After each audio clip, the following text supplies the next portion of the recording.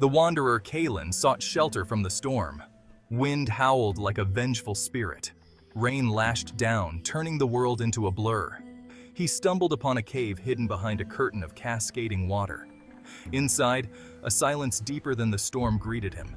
The air hung heavy, thick with the scent of moss and something ancient. His eyes, adjusting to the gloom, fell upon it. A mirror. Not glass, but polished obsidian, framed in silver tarnished black. It stood tall and slender at the back of the cave, beckoning. Kalen approached cautiously. Each step echoed in the silence. He reached out, his fingers brushing against the cold, smooth surface. The obsidian rippled, not on its surface, but within, like a pool of water disturbed.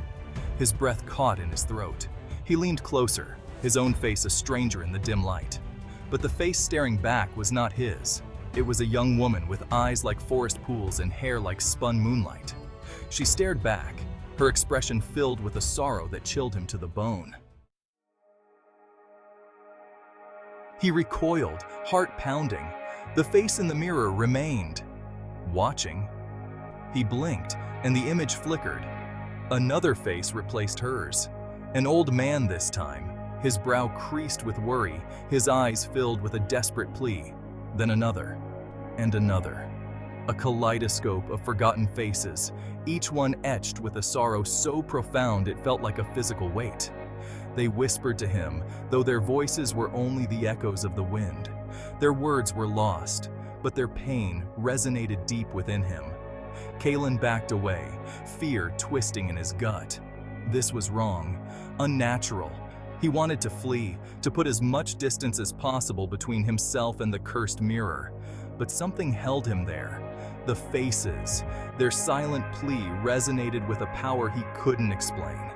He found himself drawn back, compelled to understand the mystery of the obsidian mirror and the sorrowful souls trapped within. He spent days in the cave, his fear giving way to a growing obsession. The faces changed constantly, a never-ending procession of forgotten souls. He saw warriors with eyes full of the horrors of battle. He saw lovers parted too soon, their faces etched with a grief that transcended time.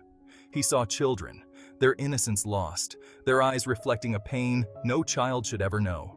And each face, each fleeting glimpse into their sorrow, left a mark on his soul. He began to hear their whispers more clearly. They spoke of betrayal, of loss, of love unrequited, of lives cut short. They spoke of forgotten dreams and shattered hopes. They spoke of a darkness that consumed them, stealing their lives, their memories, their very essence. And they spoke of the mirror, the obsidian prison that held them captive. Then, the impossible happened. He saw one of the faces, not in the mirror, but in the real world. The young woman with eyes like forest pools. She stood at the mouth of the cave, her silhouette a shadow against the dying light.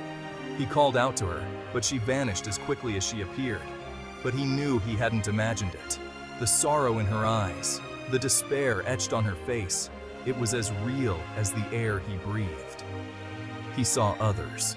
The old man, his face weathered and worn, appeared in the nearby village, only to vanish as Kalen reached out to him.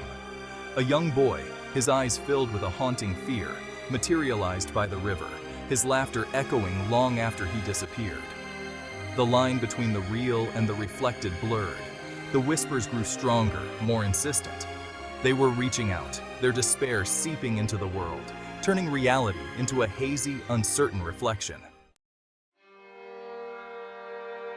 His own reflection, when he finally dared to look, was no longer his own. His face was gaunt, his eyes hollow, mirroring the sorrow he had absorbed. The realization struck him then. The mirror wasn't a prison. It was a thief.